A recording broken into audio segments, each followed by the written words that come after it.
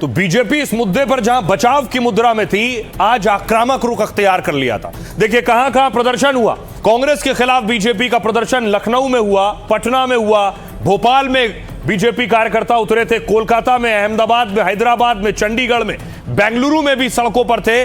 लेकिन इसके अलावा एक और जगह प्रदर्शन कर रहे थे, वो प्रदर्शन था आर्थिक राजधानी मुंबई में। बीजेपी कार्यकर्ता मुंबई में भी सड़कों पर बैठे थे।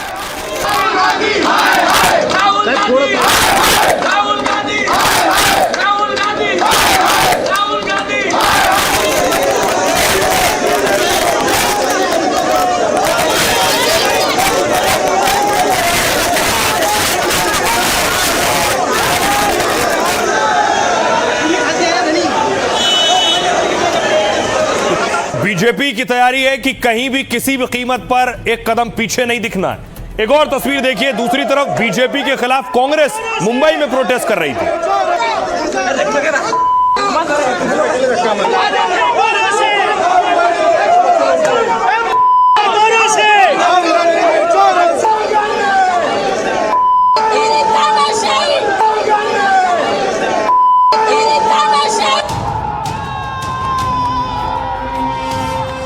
लोकतंत्र में सड़कों पर उतरने की आजादी है, लेकिन हद में रहकर, और कानून ने जो समय सीमा तय की है उसके भीतर रहकर।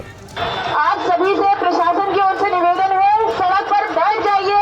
आपके नेता भी यही चाहते हैं, बैठकर सभा करना चाहते हैं। आपसे निवेदन है, अपनी अपनी जगह पर बैठ जाइए। लेकिन अक्सर उल्टा होता है, छात्रों हो या सियासी पार्टियों के कार्यकर्ता सड़कों पर उतरते ही बेकाबू हो जाते हैं। कभी पत्थर उठा लेते हैं तो कभी लाठियां भांजने लगते हैं।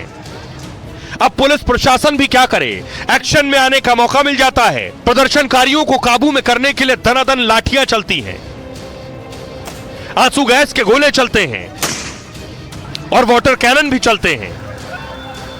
बिहार की राजधानी पटना समेत देश के कई शहरों में आज दिन भर यही होता रहा। पहले छात्रों ने मोर्चाबंदी की, फिर बीजेपी और कांग्रेस के कार्यकर्ता आमने सामने हो गए और पुलिस की चुनौतियां बढ़ाते रहे। ये सब कुछ तब हुआ जब दिल्ली की सियासी तपिश रात भर का सफर तय करके उन शहरों तक पहुंची। अब देखिए शहर शहर क्या हुआ। सबसे पहले आपको तस्वीर दिखाता हूं बिहार की। पटना में आज बीजेपी कांग्रेस में सबसे बड़ी टक्कर हुई, क्योंकि बीजेपी का कांग्रेस दफ्तर तक यह मार्च होना था और इस बीच बीजेपी कांग्रेस के कार्यकर्ताओं में मारपीट शुरू हो गई। आक्रोशित कार्यकर्ताओं ने कई वाहनों के शीशे तोड़ डाले। हंगामे और मारपीट के दौरान लाठी, डंडे और पत्थर भी चले। दोनों पार्टियों के कार्यकर्ताओं की लाठी लेकर झड़प हुई। बवाल में कुछ लोगों को चोटें आई हैं तो कई के सिर फट गए। यूपी देखिए, लखनऊ में बीजेपी ने कांग्रेस ऑफिस तक रैली निकाली। प्रदेश अध्यक्ष पंकज चौधरी के नेतृत्व में कार्यकर्ता जमा हुए। वीआईपी गेस्ट हाउस से मार्च शुरू कर जोरदार नारेबाजी हुई। राहुल गांधी के खिलाफ पोस्टर लेकर वो कांग्रेस दफ्तर पहुंचे। मध्य प्रदेश की तस्वीर है, भोपाल में प्रदेश अध्यक्ष समेत कई नेताओं ने प्रदर्शन किया। नारेबाजी करते हुए कांग्रेस दफ्तर की ओर कूच किया। हालांकि पुलिस ने रास्ते में बैरिकेडिंग कर सबको रोका था। आंध्र प्रदेश में विजयवाड़ा में बीजेपी कार्यकर्ता सड़कों पर उतरे। जब वो कांग्रेस दफ्तर की ओर मार्च कर रहे थे तभी कांग्रेस कार्यकर्ताओं के साथ उनकी भी झड़प हो गई। तेलंगाना में यहां कांग्रेस कार्यकर्ता चलो लोक भवन रैली निकाल रहे थे, तभी बीजेपी ने कांग्रेस मुख्यालय की ओर मार्च शुरू किया और इसी दौरान हैदराबाद में दोनों के कार्यकर्ताओं में झड़प हुई। जम्मू कश्मीर की तस्वीर आप देख रहे हैं। जम्मू में बीजेपी कार्यकर्ता प्रदर्शन कर कांग्रेस दफ्तर पहुंचे। कांग्रेस के कार्यकर्ता भी बीजेपी के प्रदर्शन के सामने आ गए। इस दौरान दोनों ओर से नारेबाजी हुई। पुलिस ने मोर्चा संभाला। यहां पर यह अलग अलग राज्यों का हाल था। सुनिए जरा क्या कुछ कह रहे हैं इस पर प्रदर्शनकारी।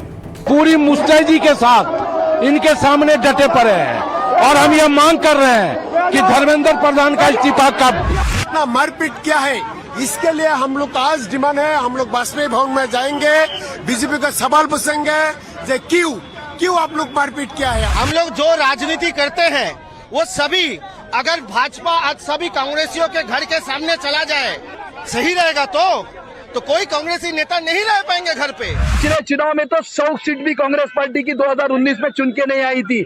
इसके पूरे जिम्मेदार राहुल गांधी है। उसके भी कार्यकर्ता अराजकता पैदा करना चाह रहे हैं, लेकिन भारतीय जनता पार्टी का कार्यकर्ता इस अराजकता को बर्दाश्त नहीं करेगा। कांग्रेस के गुंडे मवाली पत्थर प्रोटेस्ट का अधिकार लेंगे, पत्थर फेंक रहा है, ईटा फेंक रहा है। आप जब आपने प्रधानमंत्री के वहां पे पहुंचे तो हम भी अपना प्रोटेस्ट दर्ज करेंगे। आप पत्थर मांगे, अब समझिए कि इसके बीच में कौन घुसे। शर्म आना चाहिए कि देश के अंदर स्टूडेंट पे लाठीचार्ज हो रहे, कई स्टूडेंट शहीद हो गए, फिर भी वो आंदोलनकारी लेके हमारे गांधी भवन आ रहे। हम क्या उनको जाने देंगे यहाँ से? नहीं, वो खुद चंदा चोर लोग है, चोरी करने वाले लोग है। कि राहुल गांधी को पता नहीं है इस देश में जो सुजलम सफलता है उसको खत्म करने के लिए उन्होंने वामपंथी को साथ में लिया है। धर्मेंद्र प्रधान जी को पूरा रिस्पॉन्सिबिलिटी लेके इस्तीफा देना चाहिए और हम ये डिमांड कर रहे हैं कि केंद्रीय मंत्री धर्मेंद्र प्रधान जी तुरंत अपने पद से इस्तीफा दें। खत्म हुई भी कांग्रेस को ये कुछ करने की जरूरत नहीं थी, वो किया है। हम उसका इतना बड़ा अपमान हम सहन नहीं करें। ये तो देश के अलग अलग राज्यों से तस्वीरें आई और कार्यकर्ताओं को आपने सुना, लेकिन दिल्ली में क्या हो रहा था? दिल्ली की पहले एक तस्वीर देखिए। कल राहुल गांधी प्रधानमंत्री आवास के बाहर प्रदर्शन कर रहे थे, धरना दे रहे थे। उसके बाद कल की एक और तस्वीर है, वो आपको दिखाऊं। कल शरद पवार पहुंचे थे जंतर मंतर के प्रदर्शन में पहुंचे थे शरद पवार, लेकिन शरद पवार आज कहां थे? दिलचस्प तस्वीर आई और उसके बाद कयासों का बाजार गर्म हो गया। शरद पवार पीएम मोदी से मिलने आज सुबह पहुंच गए थे। प्रधानमंत्री ने उनका हाथ पकड़ा और अंदर लेकर आए और उसके बाद कुर्सी पर बैठकर दोनों में बात हुई और उसके बाद सवाल उठने लगे कि आखिर पीएम मोदी से शरद पवार क्यों मिलने गए। तो आपको बताऊं क्या कयास लग रहे हैं और इस मुलाकात के पीछे वजह क्या है। देखिए, पीएम मोदी ने किस तरह से शरद पवार का हाथ पकड़ा हुआ है, उन्हें अंदर लेकर आते हुए ये बता रहा है दोनों के बीच नजदीकी कितनी है। लेकिन इस मुलाकात में आखिर बात क्या हुई? शरद पवार मंगल को दिल्ली के जंतर मंतर पहुंचे थे, प्रदर्शनकारियों से मिले और सीजेपी के आंदोलन में शामिल हुए। आज शरद पवार ने प्रधानमंत्री नरेंद्र मोदी से मुलाकात की। तस्वीरों में मोदी शरद पवार का हाथ पकड़कर अंदर ले जाते दिख रहे हैं। शरद पवार के हाथों में कुछ कागज भी तस्वीरों में नजर आ रहे हैं। इसमें देखिए, खबर है कि पीएम से मुलाकात में शरद पवार ने किसानों का मुद्दा उठाया।